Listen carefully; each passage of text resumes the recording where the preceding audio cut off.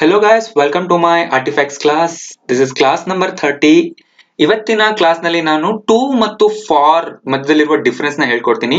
To ನ ನಾವು ಎಲ್ಲಿ ಯೂಸ್ ಮಾಡಬೇಕು, ಫಾರ್ ನ ನಾವು ಯಾವ ಯಾವ ಸೆಂಟೆನ್ಸ್ ಗಳಲ್ಲಿ ಯೂಸ್ ಮಾಡಬೇಕು ಅನ್ನೋದನ್ನ ಹೇಳ್ಕೊಡ್ತೀನಿ. ತುಂಬಾ ಜನಕ್ಕೆ ಇದು ಕನ್ಫ್ಯೂಷನ್ ಆಗುತ್ತೆ. ಟು ಜಾಗದಲ್ಲಿ ಫಾರ್ ಹಾಕ್ಬೇಕಾ ಅಥವಾ ಫಾರ್ ಜಾಗದಲ್ಲಿ ಟು ಹಾಕಬಹುದಾ ಅಥವಾ ಇವೆರಡು ವರ್ಡ್ ಗಳನ್ನ ನಾವು ಕರೆಕ್ಟ್ ಆಗಿ ಎಲ್ಲಿ ಯೂಸ್ ಮಾಡಬೇಕು ಅಂತ. ಸೊ ಈ ವಿಡಿಯೋ ಎಂಡ್ ವರೆಗೂ ನೋಡ್ತಾ ಇರಿ. ನಾನು ಇದರ ಕಂಪ್ಲೀಟ್ ಆಗಿ ಡಿಫರೆನ್ಸ್ ನ ಹೇಳ್ಕೊಡ್ತೀನಿ ಅಂಡ್ ಎಕ್ಸಾಂಪಲ್ಸ್ ನ ತುಂಬಾ ಕೊಟ್ಟು ನಿಮಗೆ ಎಕ್ಸ್ಪ್ಲೈನ್ ಮಾಡ್ತೀನಿ.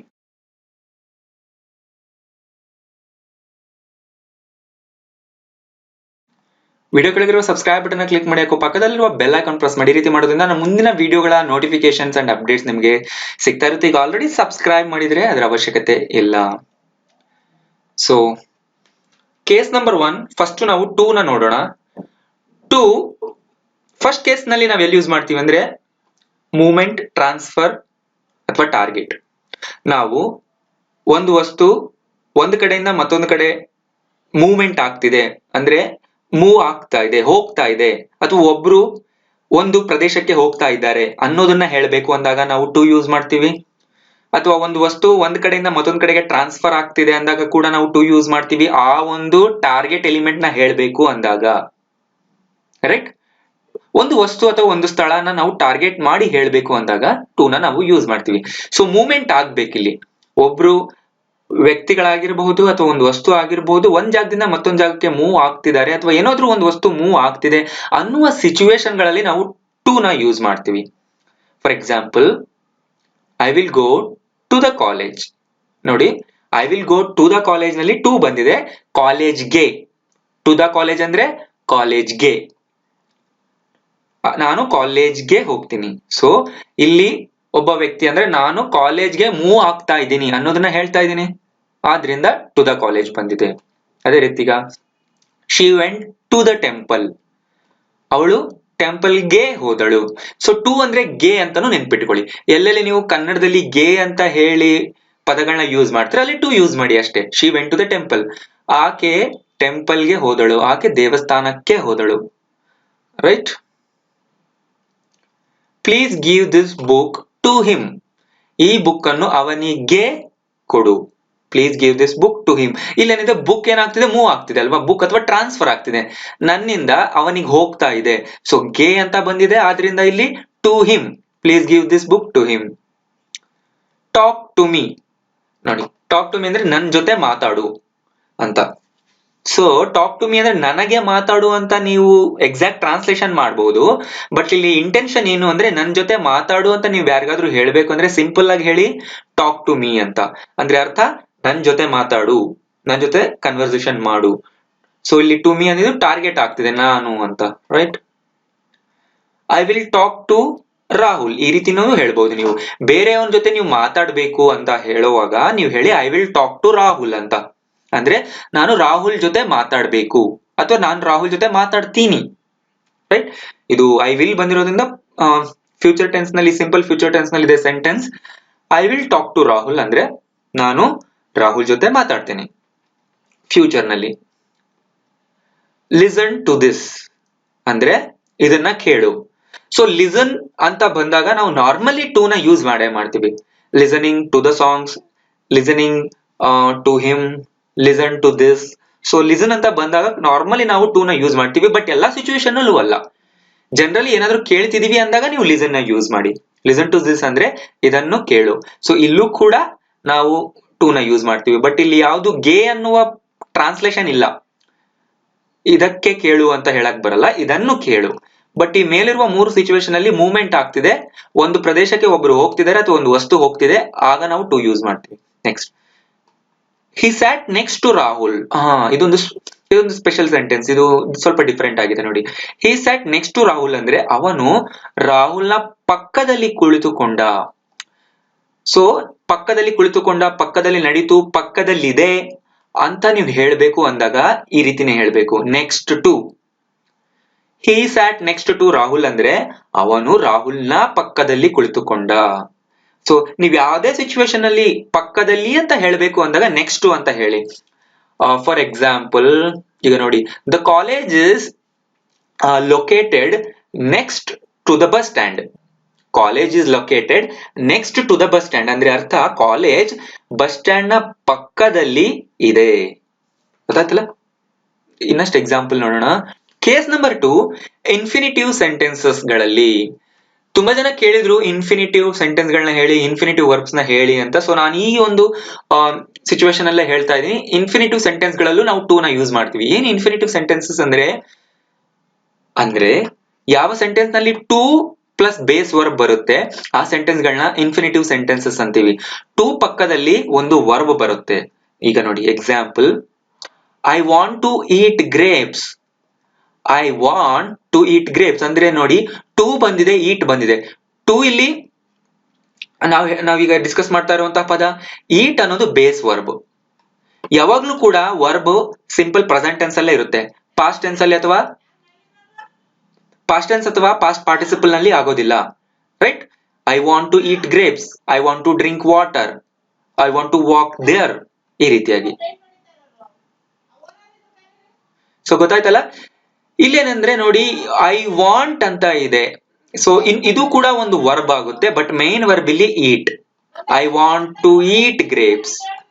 ಮತ್ತೊಂದು ಎಕ್ಸಾಂಪಲ್ ನೋಡೋಣ. I love to watch Hollywood movies. ಇಲ್ಲೂ ನೋಡಿ ಟು ಪಕ್ಕದಲ್ಲಿ ವರ್ಬ್ ಬಂದಿದೆ. ಇಂಥ ಸೆಂಟೆನ್ಸ್ ಗಳನ್ನ ನಾವು ಇನ್ಫಿನಿಟಿವ್ ಸೆಂಟೆನ್ಸಸ್ ಅಂತ ಕರಿತೀವಿ. I love to watch Hollywood movies ಅಥವಾ I like to watch Hollywood movies. So love ಅನ್ನೋದು ಕೂಡ ಇಲ್ಲಿ ಒಂದು ವರ್ಬ್, ಬಟ್ ವಾಚ್ ಅನ್ನೋದು ಮೇನ್ ವರ್ಬ್.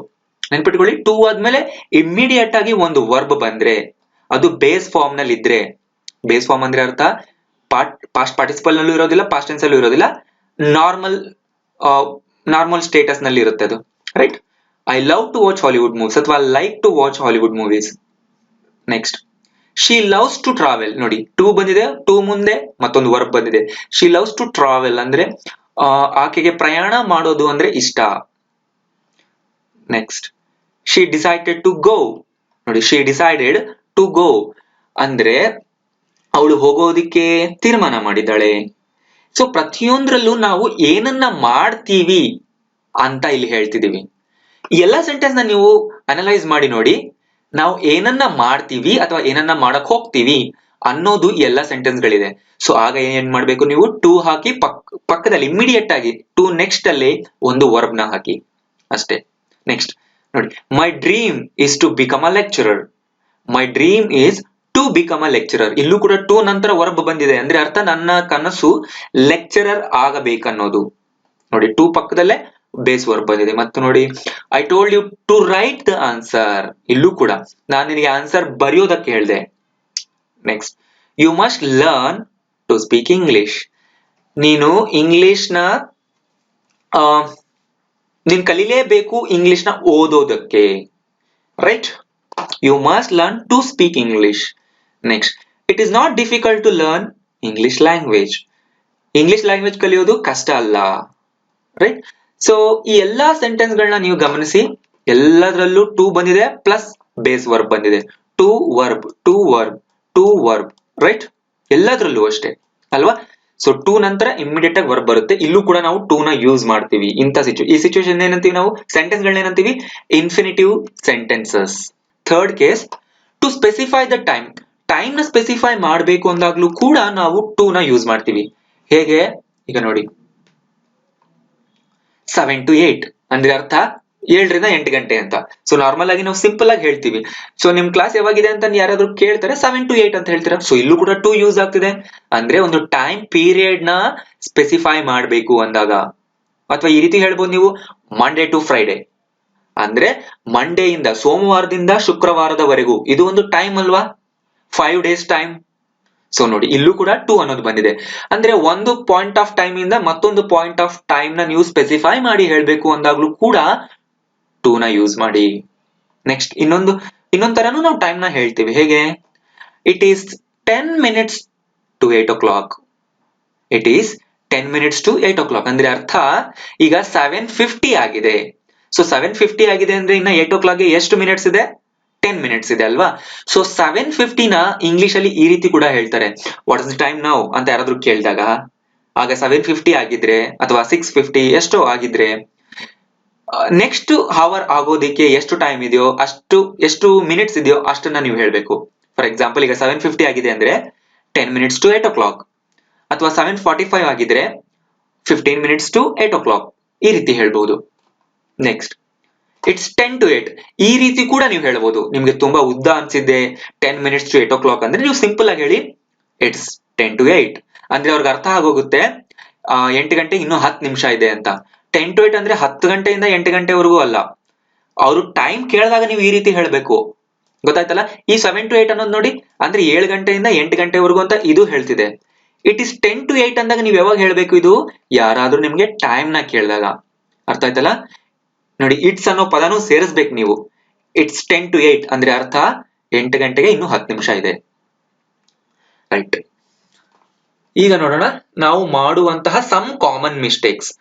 ಈ ಮಿಸ್ಟೇಕ್ಸ್ ನ ನಾವು ತುಂಬಾ ಸರಿ ಮಾಡ್ತಿರ್ತೀವಿ, ಬಟ್ ಇದನ್ನ ನೀವು ಮಾಡಬೇಡಿ. ಏನು? ಇಲ್ಲಿ ನೋಡಿ, she told to Kiran. She told to Kiran ಅಂತ ತುಂಬಾ ಜನ ಹೇಳೋದನ್ನ ಕೇಳಿಸ್ಕೊಂಡಿದ್ದೀನಿ ನಾನು. ಈ ರೀತಿ ಹೇಳಿದ್ರೆ ತಪ್ಪು. ಸೊ ಸಿಂಪಲ್ ಆಗಿ ಹೇಳ್ಬೇಕು ನೀವು, ಶಿ ಟೋಲ್ಡ್ ಕಿರಣ್. ಅದು ಅರ್ಥ ಆಗೋಗುತ್ತೆ. ಅಂದ್ರೆ ಅವಳು ಕಿರಣ್ಗೆ ಹೇಳಿದಳು ಅನ್ನೋದನ್ನ ನೀವು ಶಿ ಟೋಲ್ಡ್ ಟು ಕಿರಣ್ ಅನ್ಬೇಕು. ನಾನು ಈಗ ಏನ್ ಹೇಳ್ತಿದ್ದೆ ಅಂದ್ರೆ ಟೂ ನ ನೀವು ಎಲ್ಲಿ ಯೂಸ್ ಮಾಡಬಾರ್ದು ಅನ್ನೋದನ್ನ ಹೇಳ್ಕೊಡ್ತಿದ್ದೀನಿ. ಗೊತ್ತಾಯ್ತಲ್ಲ? ಶಿ ಟೋಲ್ಡ್ ಟು ಕಿರಣ್ ಅಲ್ಲ, ಶಿ ಟೋಲ್ಡ್ ಕಿರಣ್. ನೆನ್ಪಿಟ್ಕೊಳ್ಳಿ, ಯಾವಾಗ್ಲೂ ಕೂಡ ಅಷ್ಟೇ, ಯಾರಾದ್ರೂ ಒಬ್ರು ಯಾರಿಗಾದ್ರೂ ಹೇಳಿದ್ದಾರೆ ಅಂದಾಗ ನೀವು ಏನ್ ಯೂಸ್ ಮಾಡ್ಬೇಕು? ಶಿ ಟೋಲ್ಡ್ ಕಿರಣ್ ಅಷ್ಟೇ ಹೇಳಿ ಸಿಂಪಲ್ ಆಗಿ. ಶಿ ಟೋಲ್ಡ್ ಕಿರಣ್ ಅಂದ್ರೆ ಅರ್ಥ ಅವಳು ಕಿರಣ್ಗೆ ಹೇಳಿದಳು. ಸೊ ಆಗ ಟೂ ನ ಯೂಸ್ ಮಾಡಬಾರ್ದು ನೀವು. Next, he told me about the problem. ಇದು he told to me about the problem. ಇದು ಕೂಡ ತಪ್ಪು. He told me about the problem ಅನ್ಬೇಕು. ಹಿ ಟೋಲ್ಡ್ ಟು ಮೀ ಅಂತ ಹೇಳ್ಬಾರ್ದು. ಯಾವಾಗ್ಲೂ ಕೂಡ ಅಷ್ಟೇ, ಟೋಲ್ಡ್ ಪಕ್ಕದಲ್ಲಿ ಟು ಬರೋದೇ ಇಲ್ಲ. ಅರ್ಥ ಆಯ್ತಾ? Next, I informed to my boss. ಇದು ಕೂಡ ತಪ್ಪು. ಅಂದ್ರೆ ನಾನು ನನ್ನ ಬಾಸ್ಗೆ ತಿಳಿಸಿದೆ. I informed to my boss ಅಲ್ಲ, ಐ ಇನ್ಫಾರ್ಮ್ಡ್ ಮೈ ಬಾಸ್ ಅಷ್ಟೇ. I informed my boss. He informed Sandhya. She informed Radha. ಅಥವಾ ಸ್ಟೂಡೆಂಟ್ಸ್ ಇನ್ಫಾರ್ಮ್ಡ್ ಟೀಚರ್. ಈ ರೀತಿ ಹೇಳ್ಬೇಕು. ಇನ್ಫಾರ್ಮ್ಡ್ ಮುಂದೆ ಕೂಡ ಟು ಬರಬಾರ್ದು.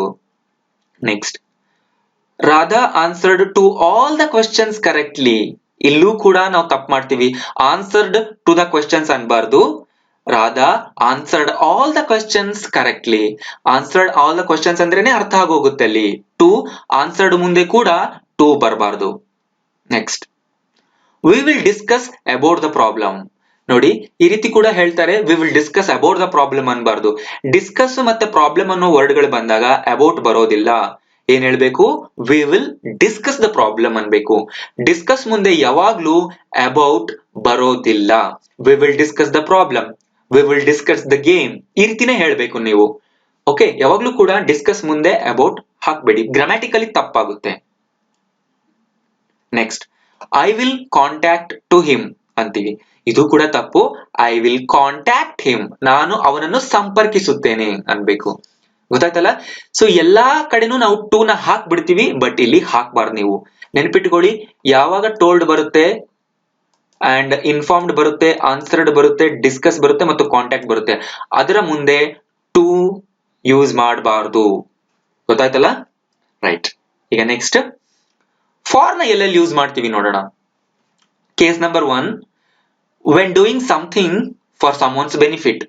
ನಾವು ಯಾರಿಗಾದ್ರೂ ಫೇವರ್ ಮಾಡ್ತಾ ಇದ್ದೀವಿ, ಯಾರಿಗಾದ್ರೂ ಒಂದು ಲಾಭ ಮಾಡ್ಕೊಡ್ತಿದೀವಿ, ಯಾರಿಗಾದ್ರೂ ಸಹಾಯ ಮಾಡ್ತಿದೀವಿ, ಅಥವಾ ಅವರಿಗೋಸ್ಕರ ನಾವು ಒಂದನ್ನ ಮಾಡ್ತಾ ಇದೀವಿ ಅಂದಾಗ ಫಾರ್ ನ ಯೂಸ್ ಮಾಡ್ತೀವಿ. ಅವರಿಗೋಸ್ಕರ ನೀವೇನೋ ಒಂದು ಮಾಡ್ತಾ ಇದ್ದೀರಾ, ಓಕೆ, ಅವರಿಗೆ ಸಹಕರಿಸ್ತಿದ್ದೀರಾ ಅಂದಾಗ ನಾವು ಫಾರ್ ನ ಯೂಸ್ ಮಾಡ್ತೀವಿ. For example, I brought this dress for you ಅನ್ಬೇಕು. I brought this dress to you ಅಂದ್ರೆ ತಪ್ಪಾಗುತ್ತೆ. ಅದು ಅನ್ಬಹುದು, ಬಟ್ ನೀವು ಅವರಿಗೆ ಬೆನಿಫಿಟ್ ಮಾಡ್ಕೊಡ್ತಾ ಇದೀರಾ ಅಥವಾ ಅವರಿಗೆ ನೀವು ಅವ್ರಿಗೋಸ್ಕರ ಕೆಲಸ ಮಾಡ್ತಿದ್ದೀರಾ ಅನ್ನುವ ಅರ್ಥ ಕೊಡಲ್ಲ ಟು ಯು ಅಂತ ಹಾಕಿದಾಗ. I brought this dress for you ಅಂದ್ರೆ ಅರ್ಥ, ಈ ಡ್ರೆಸ್ ಅನ್ನ ನಾನು ನಿನಗೋಸ್ಕರ ತಂದೆ. ನೋಡಿ, ಅವರಿಗೆ ನೀವು ಒಂದು ಬೆನಿಫಿಟ್ ಮಾಡ್ತಿದ್ದೀರಾ, ಅವ್ರಿಗೆ ಫೇವರ್ ಮಾಡ್ತಿದ್ದೀರಾ ಈ ಕೆಲಸ ಮಾಡಿ. I brought this dress for you ಅಂದ್ರೆ ಅರ್ಥ, ನಾನು ಈ ಡ್ರೆಸ್ ನ ನಿನಗೋಸ್ಕರ ತಂದೆ. ಇಲ್ಲಿ ಕೂಡ ಫಾರ್ ಯು ಬರಬೇಕು.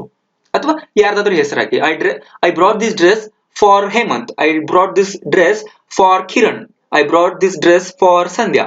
ಈ ರೀತಿ.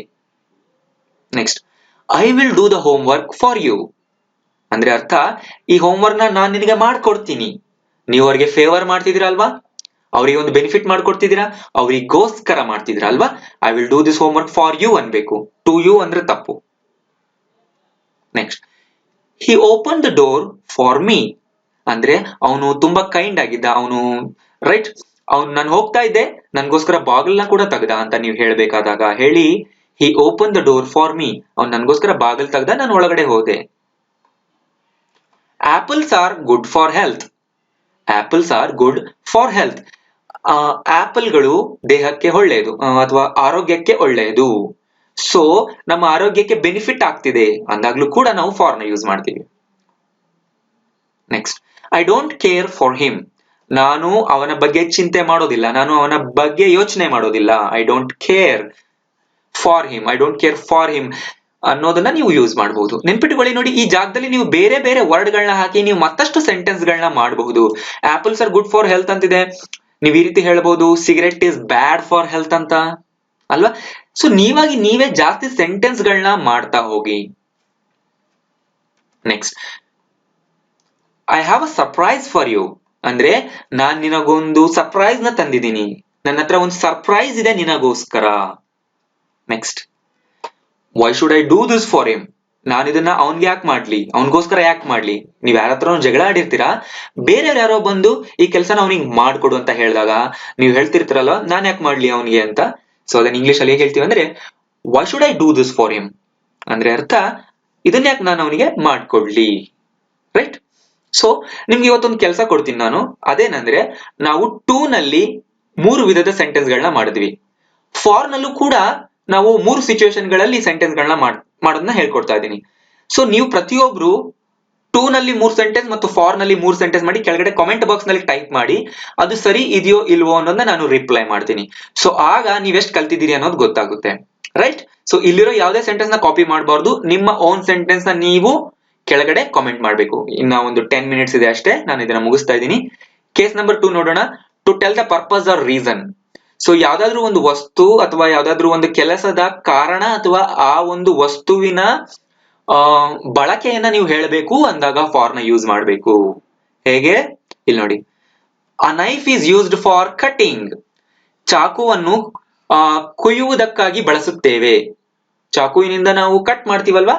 ಸೊ ಚಾಕುವಿನ ಪರ್ಪಸ್ ನ ನೀವು ಹೇಳ್ತಿದ್ದೀರಾ, ಇಂಥ ಸಿಚುವೇಶನ್ ಗಳಲ್ಲೂ ನೀವು ಫಾರ್ ನ ಯೂಸ್ ಮಾಡಬೇಕು. ಗೊತ್ತಾಯ್ತಲ್ಲ. For example, MS word software is used for typing purpose ಅಥವಾ ಡಾಕ್ಯುಮೆಂಟೇಶನ್ ಪರ್ಪಸ್, ಫಾರ್ ಅಂತ ಬಂತಲ್ಲಿ. Next, the brush is for painting, brush ಯಾಕಿದೆ ಅನ್ನೋದನ್ನ ನೀವು ಎಲ್ಲಿ ಹೇಳ್ತಿದ್ದೀರಾ, ಬ್ರಷ್ ಇಸ್ ಫಾರ್ ಪೇಂಟಿಂಗ್ ಅಂದ್ರೆ ಬ್ರಷ್ ಇರುವುದು ಪೇಂಟ್ ಮಾಡೋದಿಕ್ಕೋಸ್ಕರ. ನೋಡಿ ಇಲ್ಲಿ ಏನ್ ಹೇಳ್ತಿದ್ರ, ಪರ್ಪಸ್ ನ ಹೇಳ್ತಿದ್ದೀರಾ. ಒಂದು ವಸ್ತುವಿನ ಪರ್ಪಸ್ ಅಂದ್ರೆ ಒಂದು ವಸ್ತುವು ಎಲ್ಲಿ ಯೂಸ್ ಆಗ್ತಿದೆ ಅದರ ಬಳಕೆಯನ್ನ ನೀವು ಇಲ್ಲಿ ಹೇಳ್ತಿದ್ದೀರಾ. Next, I went to library for newspaper, ಇಲ್ಲಿ ರೀಸನ್ ಹೇಳ್ತಿದ್ರ. I went to library for newspaper ಅಂದ್ರೆ ನಾನು ಲೈಬ್ರರಿಗೆ ಹೋಗಿದ್ದು ನ್ಯೂಸ್ ಪೇಪರ್ಗೋಸ್ಕರ, ರೈಟ್. ಈ ರೀತಿನೂ ನೀವು ಹೇಳ್ಬೋದು. ಇಲ್ಲಿ ನೋಡಿ, ನಾನು ಇದ ಒಂದು ಎಕ್ಸಾಂಪಲ್ ಕೊಟ್ಟೆ, ನೀವು ಇದನ್ನೇ ತಗೊಂಡು ಬೇರೆ ರೀತಿ ಹಾಕಿ, ಬೇರೆ ಪದಗಳನ್ನ ಹಾಕಿ. ಐ ವೆಂಟ್ ಟು ಲೈಬ್ರರಿ ಅಂತಿದೆ, ನೀವು ಬೇಕಿದ್ರೆ ಶಾಪ್ ಅಂತ ಹಾಕಿ. I went to the shop for ಏನ್ ಹಾಕ್ತೀರಾ, ನ್ಯೂಸ್ ಪೇಪರ್ ಜಾಗದಲ್ಲಿ ಬುಕ್ಸ್ ಹಾಕಿ ನೀವು. I went to the shop for Kannada textbook, I went to the shop for English dictionary. ಈ ರೀತಿ ಹಾಕಿ ನೀವು ಸೆಂಟೆನ್ಸ್ ನ ಮಾಡಿ ಕೆಳಗಡೆ ಕಾಮೆಂಟ್ ಬಾಕ್ಸ್ ನಲ್ಲಿ ಹಾಕಿ, ನಾನು ಅದನ್ನ ಕರೆಕ್ಟ್ ಮಾಡಿ ನಿಮಗೆ ರಿಪ್ಲೈ ಮಾಡ್ತೀನಿ. ನೆಕ್ಸ್ಟ್, ಅಂಡ್ ಪ್ರತಿಯೊಂದು ಕೇಸ್ ನಲ್ಲೂ ನೀವು ಒಂದೊಂದು ಸೆಂಟೆನ್ಸ್ ಮಾಡಬೇಕು. I am planning for a trip ಅಂದ್ರೆ ನಾನು ಒಂದು ಟ್ರಿಪ್ ಮಾಡಬೇಕು ಅಂತ ಯೋಚನೆ ಮಾಡ್ತಿದ್ದೀನಿ. ಸೊ ಇಲ್ಲಿ ಪರ್ಪಸ್ ನ ಹೇಳ್ತಿದ್ರ ಅಥವಾ ರೀಸನ್ ಹೇಳ್ತಿದ್ರ. I am planning for a trip, trip ಗೋಸ್ಕರ ನಾನು ಪ್ಲಾನ್ ಮಾಡ್ತಿದ್ದೀನಿ. Next, I will go for dinner after work, ಕೆಲಸದ ನಂತರ ನಾನು ಊಟಕ್ಕೆ ಹೋಗ್ತೀನಿ. ಸೊ ಇಲ್ಲಿ ಒಂದು ಪರ್ಪಸ್ ಹೇಳ್ತೀರಾ, ಕೆಲಸ ಆದ್ಮೇಲೆ ನೀವ್ ಏನ್ ಮಾಡ್ತೀರಾ ಅನ್ನೋದನ್ನ ನೀವು ಇಲ್ಲಿ ಹೇಳ್ತಿರೋದು. I will go for dinner, ಡಿನ್ನರ್ಗೆ ಹೋಗ್ತೀನಿ ಕೆಲಸದ ನಂತರ. I will go to dinner ಅಂತ ಹೇಳಿದ್ರೆ ಏನಾಗುತ್ತೆ ಹೇಳ್ಬಹುದು, I will go to dinner ಅಂತ ಹೇಳ್ಬಹುದು, ಬಟ್ ನಿಮ್ಮ ಮೇನ್ ಪರ್ಪಸ್ ನ ಅದು ಹೇಳೋದಿಲ್ಲ. ಕೆಲ್ಸ ಆಯ್ತು, ನಾನು ಊಟಕ್ಕೆ ಹೋಗ್ತೀನಿ ಅಂತ ಮೇನ್ ಪರ್ಪಸ್ ಆಗೋದಿಲ್ಲ. ಊಟಕ್ಕೆನೆ ಹೋಗ್ತೀನಿ ಅಂತ. I will go for dinner ಅಂದ್ರೆ ನೀವಲ್ಲಿ ನೀವಲ್ಲಿ ಏನ್ ಹೇಳ್ತೀರಾ ಅಂದ್ರೆ ತುಂಬಾ ಇಂಪಾರ್ಟೆನ್ಸ್ ಕೊಟ್ಟು ಹೇಳ್ತಿದ್ರ ಊಟಕ್ಕೆ. ನಾನು ಕೆಲ್ಸ ಆದ್ಮೇಲೆ ಊಟಕ್ಕೇನೆ ಹೋಗ್ತೀನಿ, ಮತ್ತೆಲ್ಗೂ ಹೋಗಲ್ಲ ಅಂತ. ಸೊ ಅಷ್ಟು ಇಂಪಾರ್ಟೆನ್ಸ್ ಕೊಡುತ್ತೆ ನೀವು ಫಾರ್ ಅಂತ ಯೂಸ್ ಮಾಡಿದಾಗ. Next, she called Radha for help. ಅವಳು ರಾಧಾನನ್ನು ಕರೆದಳು ಹೆಲ್ಪ್ ಗೋಸ್ಕರ. ಸೊ ಇಲ್ಲಿ ಏನ್ ಹೇಳ್ತಿದೆ, ಪರ್ಪಸ್ ಹೇಳ್ತಿದೆ, ಅಂದ್ರೆ ಯಾವ್ದಕ್ಕೋಸ್ಕರ ಕರೆದಿದ್ದಾಳೆ ಅನ್ನೋದನ್ನ ಇಲ್ಲಿ ಹೇಳ್ತಿದೆ. ನೀವು ರಾಧಾ ತೆಗಿರಿ, ಬೇರೆ ಒಂದು ವರ್ಡ್ ಹಾಕಿ, ಹೆಲ್ಪ್ ತೆಗಿರಿ, ಬೇರೆ ಒಂದು ವರ್ಡ್ ಹಾಕಿ, ಆಗ ನಿಮ್ ಸೆಂಟೆನ್ಸ್ ಆಗೋಗುತ್ತೆ. Next, thank you for your help. So ನೋಡಿ, ಇದನ್ನು ನೀವು ಹೇಳ್ಬಹುದು, ನಿಮಗೆ ಯಾರಾದ್ರೂ ಹೆಲ್ಪ್ ಮಾಡಿದ್ರು ಅಂದ್ರೆ ಅವರಿಗೆ ನೀವು ಈ ರೀತಿ ಹೇಳಿ, thank you for your help, ಅಂದ್ರೆ ನೀವು ಸಹಾಯ ಮಾಡಿದ್ದಕ್ಕಾಗಿ ಧನ್ಯವಾದಗಳು. Next, this isn't for sale. ಕೇಳಿರ್ತೀರಲ್ವಾ, this is not for sale ಅಂತ. ನಾರ್ಮಲ್ ಆಗಿ ಎಲ್ಲಾದ್ರೂ ಒಂದ್ ಕಡೆ ಹಾಕಿರ್ತಾರೆ, ನೀವು ನೋಡ್ತಾ ಇರ್ತೀರಾ, ಶಾಪ್ ಗಳಲ್ಲಿ ಹಾಕಿರ್ತಾರೆ this is not for sale ಅಂತ. ಆಕ್ಚುಲ್ ಆಗಿ ಶಾಪ್ ಹೋದ್ರೆ ಎಲ್ಲಾನು ಸೇಲ್ಗೆ ಇರುತ್ತೆ, ಬಟ್ ಪರ್ಟಿಕ್ಯುಲರ್ ಆಗಿ ಯಾವ್ದಾದ್ರು ಒಂದು ಐಟಮ್ ಸೇಲ್ಗೆ ಇಲ್ಲ ಅಂದ್ರೆ ಅವ್ರಲ್ಲಿ ಹಾಕಿರ್ತಾರೆ this is not for sale ಅಂತ. ಇಸ್ ನಾಟ್ ಅನ್ನ ಇಲ್ಲಿ ಶಾರ್ಟ್ ಆಗಿ ಬರ್ದಿದ್ದೀನಿ, ಇಸ್ಂಟ್ ಅಂತ. ದಿಸ್ ಇಸ್ಂಟ್ ಫಾರ್ ಸೇಲ್ ಅಂದ್ರೆ ಇದು ಮಾರುವುದಕ್ಕಾಗಿ ಅಲ್ಲ. ಸೊ ಇವೆಲ್ಲ ನೋಡಿ, ಕಟ್ ಮಾಡುವುದಕ್ಕಾಗಿ, ಪೇಂಟ್ ಮಾಡುವುದಕ್ಕಾಗಿ, ನ್ಯೂಸ್ ಪೇಪರ್ಗಾಗಿ, ಟ್ರಿಪ್ಗಾಗಿ, ಊಟಕ್ಕಾಗಿ, ಸಹಾಯಕ್ಕಾಗಿ, ನಿಮ್ಮ ಸಹಾಯಕ್ಕಾಗಿ, ಮಾರಾಟಕ್ಕಾಗಿ. ಸೊ ಎಲ್ಲ ಪದಗಳು ಕಾಗಿ ಅನ್ನುವ ಒಂದು ಅರ್ಥ ಕೊಡ್ತಾ ಇದೆ ಅಲ್ವಾ. ಸಹಾಯಕ್ಕಾಗಿ, ಕತ್ತರಿಸಿಗಾಗಿ, ಪೇಂಟ್ ಮಾಡೋದಕ್ಕಾಗಿ, ನ್ಯೂಸ್ ಪೇಪರ್ಗಾಗಿ. ಸೊ ನೀವು ಕನ್ನಡದಲ್ಲಿ ಎಲ್ಲೆಲ್ಲಿ ಈ ಒಂದು ಪದ ಬರುತ್ತೆ ಅಲ್ಲಲ್ಲಿ ನೀವು ಸಿಂಪಲ್ ಆಗಿ ಫಾರ್ ಯೂಸ್ ಮಾಡಿ ಅಷ್ಟೇ. Next, to tell the cost. ಒಂದು ವಸ್ತುವಿನ ಕಾಸ್ಟ್ ನ ಹೇಳೋದಕ್ಕೆ ಕೂಡ ನಾವು ಫಾರ್ ನ ಯೂಸ್ ಮಾಡ್ತೀವಿ, ಅಂದ್ರೆ ಬೆಲೆ ಹೇಳೋದಿಕ್ಕೆ. ಹೇಗೆ, ಇಲ್ಲಿ ನೋಡಿ, I brought this dress for 1000. So ಇಲ್ಲಿ ಬೆಲೆ ಹೇಳ್ತಿದ್ರಲ್ವಾ, ಕಾಸ್ಟ್ ಹೇಳ್ತಿದ್ರ, ಡ್ರೆಸ್ ನ ಕಾಸ್ಟ್. ನಾನು ಈ ಡ್ರೆಸ್ ನ 1000 ರೂಪಾಯಿಗೆ ತಂದೆ. ಇಲ್ಲಿ ಗೆ ಬರ್ತಿದೆ. ಕಾಸ್ಟ್ ನ ಹೇಳುವಾಗ ಸಾವಿರಗೆ ಅಥವಾ ಸಾವಿರಕ್ಕೆ ಅನ್ನುವ ಅರ್ಥ ಕೊಡ್ತಾ ಇದೆ ಇದು. ಗೊತ್ತಾಯ್ತಲ್ಲ, I brought this dress for 1000 ಅಂದ್ರೆ ಅರ್ಥ ಈ ಡ್ರೆಸ್ ನ ನಾನು 1000ಕ್ಕೆ ತಂದೆ. Next, he purchased a laptop for 20,000. ಅವನು ಲ್ಯಾಪ್ಟಾಪ್ ಅನ್ನು 20,000ಕ್ಕೆ ಕೊಂಡುಕೊಂಡ. ಇಲ್ಲೂ ಕೂಡ ಕಾಸ್ಟ್ ಹೇಳ್ತಾ ಇದೀರಾ ನೀವು, ಇಲ್ಲೂ ಕೂಡ ಕಾಸ್ಟ್ ಹೇಳ್ತಾ ಇದೀರಾ. They sold the bike for 10,000. ಅವನು 10,000ಕ್ಕೆ ಬೈಕ್ ನ ಮಾರಿದ. ಇಲ್ಲೂ ಕೂಡ ಕಾಸ್ಟ್ ಹೇಳ್ತಿದ್ರಲ್ವಾ, ಅವನು ಎಷ್ಟಕ್ಕೆ ಬೈಕ್ ಮಾರ್ದ ಅಂತ. Next, she sells the cake for 50 rupees. ಅಂದ್ರೆ ಅರ್ಥ ಅವಳು 50 ರೂಪಾಯಿಗೆ ಕೇಕ್ ಅನ್ನು ಮಾರುತ್ತಾಳೆ. ಸೆಲ್ಸ್ ಅಂದ್ರೆ ನೋಡಿ, ಇಲ್ಲಿ ರೆಗ್ಯುಲರ್ ಆಕ್ಷನ್, ಇದು ಸಿಂಪಲ್ ಪ್ರೆಸೆಂಟ್ ಟೆನ್ಸ್ ಅಲ್ಲಿ ಇದೆ. ಮಾರಿದಳು ಅಲ್ವಾ, ಮಾರಿದಳು ಅಂತ ಬರೋದಿಲ್ಲ, ಏನಂತ ಬರುತ್ತೆ, ಮಾರುತ್ತಾಳೆ. ಅಂದ್ರೆ ಅವಳು ದಿನದ ಕೆಲಸನೇ ಅದು. ಆಕೆ ಒಂದು ಪೇಸ್ಟ್ರಿ ಕೆಲಸ ಮಾಡ್ತಾಳೆ, ಆಕೆ ಪ್ರತಿದಿನ ಕೇಕ್ ನ ಮಾರ್ತಾಳೆ ಅನ್ನೋ ಹೇಳುವಾಗ ನೀವೇನ್ ಹೇಳ್ಬೇಕು, she sells the cake for 50 rupees. ಅಂದ್ರೆ ಆಕೆ 50 ರೂಪಾಯಿಗೆ ಕೇಕ್ ಅನ್ನು ಮಾರುತ್ತಾಳೆ. Next, Rahul sold this LCD to me for 5,000. Rahul ನನಗೆ ಈ LCD ಅನ್ನು 5,000ಕ್ಕೆ ಮಾರಿದ. ಸೊ ಕಾಸ್ಟ್ ನ ಹೇಳುವಾಗ ನಾವು ಹೇಳ್ತೀವಲ್ವಾ 5 ರೂಪಾಯಿಗೆ ಅಥವಾ 10,000ಕ್ಕೆ ಅಂತ, ಆಗ ನೀವು ಫಾರ್ ನ ಯೂಸ್ ಮಾಡಿ. ನೆಕ್ಸ್ಟ್, 4ನೇ ಕೇಸ್ ಇದೆ ಇಲ್ಲಿ, to specify the time duration. ನೀವು ಒಂದು ಟೈಮ್ ಡ್ಯೂರೇಷನ್ ನ ಹೇಳುವಾಗ್ಲೂ ಕೂಡ ಫಾರ್ ನ ಯೂಸ್ ಮಾಡ್ಬೇಕು. ಪಾಸ್ಟ್ ಟಿಲ್ ನೌ ಅಂದ್ರೆ ಈಗ ಯಾವಾಗ್ಲೂ ಪಾಸ್ಟ್ ಅಲ್ಲಿ ನೀವು ಸ್ಟಾರ್ಟ್ ಮಾಡಿ ಈಗಿನವರೆಗೂ, ಈ ಟೈಮ್ ವರೆಗೂ ನೀವು ಆ ಕೆಲಸನ ಮಾಡ್ತಾ ಇದ್ದೀರಾ ಅಂದಾಗ ಕೂಡ ನೀವು ಫಾರ್ ನ ಯೂಸ್ ಮಾಡ್ಬೇಕು. ಫಾರ್ ಎಕ್ಸಾಂಪಲ್ ನೋಡಿ, ಇಲ್ಲಿ I have been teaching for 3 years. ಇಲ್ಲೂ ಕೂಡ ಫಾರ್ ಬಂತ. ನಾನು 3 ವರ್ಷಗಳಿಂದ ಟೀಚ್ ಮಾಡ್ತಾ ಇದ್ದೀನಿ ಅಂದ್ರೆ ಅರ್ಥ ಈಗ್ಲೂ ಟೀಚ್ ಮಾಡ್ತಾ ಇದ್ದೀನಿ, ಕಳೆದ 3 ವರ್ಷಗಳಿಂದ ನಾನು ಟೀಚ್ ಮಾಡ್ತಾ ಇದ್ದೀನಿ ಅಂತ ಹೇಳುವಾಗ ನೀವ್ ಹೇಳ್ಬೇಕು ಫಾರ್ 3 years. ಅಂದ್ರೆ 3 ವರ್ಷಗಳಿಂದ, 3 ವರ್ಷಗಳಿಂದ, right. Next, the child has been crying for the past 1 hour. The child has been crying for the past 1 hour ಅಂದ್ರೆ ಅರ್ಥ ಆ ಮಗು ಕಳೆದ 1 ಗಂಟೆಯಿಂದ ಅಳ್ತಾ ಇದೆ, ಈಗ್ಲೂ ಅಳ್ತಾ ಇದೆ. ಇಲ್ಲೂ ಕೂಡ ಬಂತು ನೋಡಿ, ಫಾರ್ ದ ಪಾಸ್ಟ್ 1 hour ಅಂದ್ರೆ ಅರ್ಥ ಕಳೆದ 1 ಗಂಟೆಯಿಂದ. ಇಲ್ಲೂ ಫಾರ್ 3 years ಬಂತು ಅಂದ್ರೆ ಕಳೆದ 3 ವರ್ಷಗಳಿಂದ. ಇದರ ಅರ್ಥ ನಾವೀಗ ಮುಗಿಸಿದೀವಿ ಅಂತಲ್ಲ, ಈಗ್ಲೂ ಕಂಟಿನ್ಯೂ ಮಾಡ್ತಿದೀವಿ ಆ ಕೆಲ್ಸನ, ಆ ಮಗು ಈಗ್ಲೂ ಅಳ್ತಾನೆ ಇದೆ. ಅದಕ್ಕೆ ನಾನು ಇಲ್ಲಿ ಹೇಳಿದೀನಿ ನೋಡಿ, ಪಾಸ್ಟ್ ಟಿಲ್ ನೌ ಅಂತ. Next, I studied for 1 hour. ಇಲ್ಲಿ ಈ ಒಂದು ಸಿಚುವೇಶನ್ ಅಲ್ಲಿ ಕೆಲಸ ಮುಗಿದಿದೆ ಅಂದ್ರೆ ಈಗ ಜಸ್ಟ್ ಮುಗಿಸ್ದೆ, ಈಗ ನಿಮ್ಮ ಡ್ಯಾಡಿ ಬಂದು ನಿಮಗೆ ಕೇಳ್ತಾರೆ ಓದ್ಕೋ ಅಂತ, ನೀವಾಗ ಹೇಳ್ತೀರಾ ಐ ಸ್ಟಡಿಡ್ ಫಾರ್ 1 hour ಅಂತ. ಅಂದ್ರೆ ಅರ್ಥ ನಾನು 1 hour ಓದ್ದೆ, ಈಗ ತಾನೇ ಮುಗಿಸ್ದೆ. ಸೊ ಆಗ್ಲೂ ಕೂಡ ನೀವು ಹೇಳ್ಬಹುದು ಫಾರ್ 1 hour ಅಂತ. ಸೊ ಗೊತ್ತಾಯ್ತಲ್ಲ ಫ್ರೆಂಡ್ಸ್, ನಾವು 4 ಸಿಚುವೇಶನ್ ಗಳಲ್ಲಿ ಫಾರ್ ನ ಯೂಸ್ ಮಾಡ್ತೀವಿ. ಸೊ ನಿಮ್ ಕೆಲಸ ಏನು ಅಂದ್ರೆ 2 ಇಂದ 3 ಕೇಸ್ ನಲ್ಲಿ 3 ಸೆಂಟೆನ್ಸ್, ಫಾರ್ ಇಂದ 4 ಕೇಸ್ ನಲ್ಲಿ 4 ಸೆಂಟೆನ್ಸ್ ನ ನೀವು ರೆಡಿ ಮಾಡ್ಕೊಂಡು ಕೆಳಗಡೆ ಕಾಮೆಂಟ್ ಮಾಡಬೇಕು. ನಾನು ಅಷ್ಟು ಸೆಂಟೆನ್ಸ್ ನ ಚೆಕ್ ಮಾಡ್ತೀನಿ ಅಂಡ್ ನಿಮ್ಗೆ ಏನಾದ್ರು ತಪ್ಪಿದ್ರೆ ನಾನು ಹೇಳ್ತೀನಿ. So that is how I can help you guys. Next comparison ಮಾಡೋಣ. ಟು ಮತ್ತೆ ಫಾರ್ ಒಂದೇ ಸೆಂಟೆನ್ಸ್ ನಲ್ಲಿ ಹಾಕಿ ನೋಡೋಣ ಏನ್ ಡಿಫ್ರೆನ್ಸ್ ಬರುತ್ತೆ ಗೊತ್ತಾಗುತ್ತೆ. ಈಗ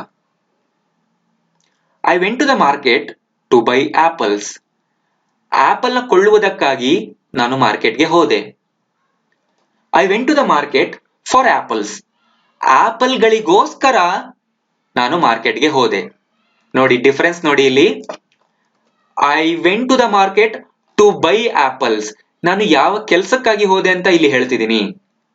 ನಾನು ಆಪಲ್ ನ ಕೊಳ್ಳುವುದಕ್ಕಾಗಿ ಮಾರ್ಕೆಟ್ಗೆ ಹೋದೆ. ಬಟ್ ಇಲ್ಲಿ ಯಾವುದಕ್ಕಾಗಿ ಹೋದೆ ಅಂತ ನಾನು ಇಲ್ಲಿ ಹೇಳ್ತಿದ್ದೀನಿ, ಕೆಲಸನ ಸ್ಪೆಸಿಫೈ ಮಾಡ್ತಿಲ್ಲ. I went to the market for apples ಅಂದ್ರೆ ಅರ್ಥ ಆಪಲ್ ಗಳಿಗೋಸ್ಕರ ನಾನು ಮಾರ್ಕೆಟ್ಗೆ ಹೋದೆ. ಇಲ್ಲಿ ಆಪಲ್ ನ ಕೊಳ್ಳುವುದಕ್ಕಾಗಿ ಮಾರ್ಕೆಟ್ಗೆ ಹೋದೆ. Next a knife is used to cut. A knife is used to cut ಅಂದ್ರೆ ಅರ್ಥ ಚಾಕುವನ್ನು ಕಟ್ ಮಾಡೋದಕ್ಕೆ ಬಳಸುತ್ತಾರೆ. A knife is used for cutting. ನೋಡಿ ನೀವು ಪರ್ಪಸ್ ನ ಕಂಟಿನ್ಯೂಸ್ ಫಾರ್ಮ್ ಅಲ್ಲಿ ಹೇಳ್ತಿದ್ದೀರಾ ಅಂದಾಗ ಫಾರ್ ಯೂಸ್ ಮಾಡಿ. ಪರ್ಪಸ್ ನ ಸಿಂಪಲ್ ಫಾರ್ಮ್ ಅಲ್ಲಿ ಹೇಳ್ತಿದ್ದೀರಾ ಅಂದ್ರೆ ಟು ಯೂಸ್ ಮಾಡಿ. ಟು ಕಟ್ಟಿಂಗ್ ಅಂತ ಹೇಳಬಾರ್ದು, ಫಾರ್ ಕಟ್ ಅಂತ ಹೇಳಬಾರ್ದು. ಫಾರ್ ಆದ್ಮೇಲೆ ಕಟ್ ಬರಲ್ಲ, ಟು ಆದ್ಮೇಲೆ ಕಟ್ಟಿಂಗ್ ಬರಲ್ಲ. ಸೊ ಯಾವಾಗ್ಲೂ ಕಟ್ಟಿಂಗ್ ಅನ್ನೋದು ಫಾರ್ ಜೊತೆ ಬರುತ್ತೆ. ಸಿಂಪಲ್ ಅದು ಯಾವುದೇ ಒಂದು ವರ್ಬ್ ಆಗಿರ್ಲಿ, ING ಬಂದ್ರೆ ಅದು ಫಾರ್ ಜೊತೆ ಬರುತ್ತೆ, ಅದು ಬೇಸ್ ಅಲ್ಲಿ ಇದ್ರೆ ಟು ಜೊತೆ ಇರುತ್ತೆ. A knife is used to cut ಅಂತ ಹೇಳಬಹುದು ಅಥವಾ a knife is used for cutting ಅಂತ ಹೇಳಬಹುದು. I will bring lunch to you. ನಾನು ನಿನಗೆ ಊಟವನ್ನು ತರುತ್ತೇನೆ. I will bring lunch for you. ನಾನು ನಿನಗೋಸ್ಕರ ಊಟನ ತರ್ತೀನಿ. ಇಲ್ಲಿ ನೀವೊಂದು ಫೇವರ್ ಮಾಡ್ತಿದ್ದೀರಾ, ಇಲ್ಲಿ ನೀವೊಂದು ಕೆಲಸ ಮಾಡ್ಕೊಡ್ತಿದ್ದೀರಾ. I will bring lunch to you ಅಂದ್ರೆ ನಿನ್ಗೊಂದು ಕೆಲಸ ಮಾಡ್ಕೊಡ್ತೀನಿ, ಏನಂದ್ರೆ ನಿನ್ಗೆ ಊಟ ತಂದು ಕೊಡ್ತೀನಿ. ಇಲ್ಲಿ ನೀವು ಸಹಾಯ ಮಾಡ್ತಿದ್ದೀರಾ, ಅವ್ರಿಗೆ ಸಹಕರಿಸ್ತಿದ್ದೀರಾ. I will bring lunch for you ಅಂದ್ರೆ ಅರ್ಥ ನಾನು ನಿನಗೋಸ್ಕರ ಊಟ ತರ್ತೀನಿ, ಇಲ್ಲಿ ನಿನಗ ಊಟ ತರ್ತೀನಿ. ಇಲ್ಲಿ ಒಂದು ಕೆಲಸ, ಇಲ್ಲಿ ಒಂದು ಫೇವರ್, ಇಲ್ಲಿ ಒಂದು ಸಹಾಯ. I will write a letter to you. ನಾನು ನಿನಗೆ ಒಂದು ಲೆಟರ್ ನ ಬರಿತೀನಿ. I will write a letter for you. ನಾನು ನಿನಗೋಸ್ಕರ ಒಂದು ಲೆಟರ್ ಬರಿತೀನಿ. ಇಲ್ಲಿ ಲೆಟರ್ ಟು ಯು ಅಂದ್ರೆ ಅರ್ಥ ನಾನು ನಿನಗೆ ಲೆಟರ್ ಬರೀತೀನಿ, ಪೋಸ್ಟ್ ಮಾಡ್ತೀನಿ, ನಿನಗೆ ಸೆಂಡ್ ಮಾಡ್ತೀನಿ ಅಂತ. I will write a letter for you ಅಂದ್ರೆ ಅರ್ಥ ನೀನ್ ಲೆಟರ್ ಬರೆಯೋ ಬದಲು ನಾನ್ ಬರಿತೀನಿ, ನನಗ್ ಕೊಡು ಅಂತ ಹೇಳೋದು. ಅಂದ್ರೆ ಬೇರೆ ಯಾರಿಗೋ ಕಳಿಸೋದು, ಬಟ್ ನಿಮ್ಮ ಫ್ರೆಂಡ್ಗೆ ನೀವು ಹೇಳ್ತಿದ್ರ ನೀನ್ ಬರಿಬೇಡ ನಾನ್ ಬರಿತೀನಿ. I will write a letter for you ಅಂದ್ರೆ ಅರ್ಥ ನಿನಗೆ ಲೆಟರ್ ಬರಿತೀನಿ ಅಂತಲ್ಲ, ನಿನಗೋಸ್ಕರ ನಾನು ಲೆಟರ್ ಬರಿತೀನಿ, ನೀನ್ ಬರೆಯೋ ಬದಲು ನಾನ್ ಬರಿತೀನಿ ಅಂತ ಹೇಳೋದು. ಆವಾಗ್ಲೇ ಹೋಮ್ ವರ್ಕ್ ಬಂದಿತ್ತಲ್ಲ, I will do this homework for you ಅಂತ, ಆ ರೀತಿ. ಬಟ್ ಇವೆರಡು ಕಂಪ್ಲೀಟ್ಲಿ ಡಿಫ್ರೆಂಟ್ ಸೆಂಟೆನ್ಸಸ್. ಇವೆರಡು ಸೇಮ್ ಸೆಂಟೆನ್ಸಸ್, ಬಟ್ ಇಲ್ಲಿ ಕೆಲಸ ಮಾಡ್ತಿದ್ರ, ಇಲ್ಲಿ ಸಹಾಯ ಮಾಡ್ತಿದ್ರ. ಇಲ್ಲೂ ಕೂಡ ಸೇಮ್ ಸೆಂಟೆನ್ಸ್, ಇಲ್ಲೂ ಕೂಡ ಸೇಮ್ ಸೆಂಟೆನ್ಸ್, ಬಟ್ ನಾವು ಅಪ್ರೋಚ್ ಮಾಡುವಂತ ರೀತಿ ಬೇರೆ ಇದೆ. Next I will go to Delhi ಅಂದ್ರೆ ನಾನು ಡೆಲ್ಲಿಗೆ ಹೋಗ್ತೀನಿ. I will go for a trip. ಇಲ್ಲಿ ನೋಡಿ I will go to Delhi ಅಂದ್ರೆ ಒಂದು ಸ್ಪೆಸಿಫಿಕ್ ಪ್ಲೇಸ್ಗೆ ಹೋಗ್ತೀನಿ ಅಂದಾಗ ನೀವು ಈ ರೀತಿ ಹೇಳ್ಬೇಕು. I will go for a trip ಅಂದ್ರೆ ಯಾವ ಟ್ರಿಪ್ ಅನ್ನೋದು ನಿಮ್ಗೆ ಇನ್ನೂ ಕನ್ಫರ್ಮ್ ಆಗಿಲ್ಲ, ಬಟ್ ಅಲ್ಲಿಗೆ ಹೋಗ್ತಿದ್ದೀರಾ ಅಂದಾಗ ಹೇಳ್ಬೇಕು I will go for a trip ಅಂತ. ಸೊ ಗೊತ್ತಾಯ್ತಲ್ಲ ಫ್ರೆಂಡ್ಸ್, ಇವತ್ತಿನ ಕೆಲಸ ನೀವೇನು ಅಂದ್ರೆ 2 ಇಂದ 3 ಸೆಂಟೆನ್ಸ್, ಫಾರ್ ಇಂದ 4 ಸೆಂಟೆನ್ಸ್ ಮಾಡಿ ಕೆಳಗಡೆ ಕಾಮೆಂಟ್ ಮಾಡಬೇಕು, ನಾನು ಅದನ್ನ ಚೆಕ್ ಮಾಡ್ತೀನಿ. ಅಂಡ್ ಈ ವಿಡಿಯೋ ನಿಮ್ಗೆ ಇಷ್ಟ ಆಗಿದ್ರೆ ಲೈಕ್ ಬಟನ್ ಪ್ರೆಸ್ ಮಾಡಿ, ಇನ್ನೂ ಸಬ್ಸ್ಕ್ರೈಬ್ ಆಗಿಲ್ಲ ಅಂದ್ರೆ ಸಬ್ಸ್ಕ್ರೈಬ್ ಕ್ಲಿಕ್ ಮಾಡಿ. ಇದು ಬೇರೆಯವರಿಗೂ ಹೆಲ್ಪ್ ಆಗುತ್ತೆ ಅಂತ ನಿಮ್ಗೆ ಏನಾದ್ರೂ ಸ್ವಲ್ಪ ಅನ್ಸಿದ್ರು ಫೇಸ್ಬುಕ್ ಮತ್ತು ವಾಟ್ಸ್ಆಪ್ ನಲ್ಲಿ ಶೇರ್ ಮಾಡಿ. Thank you.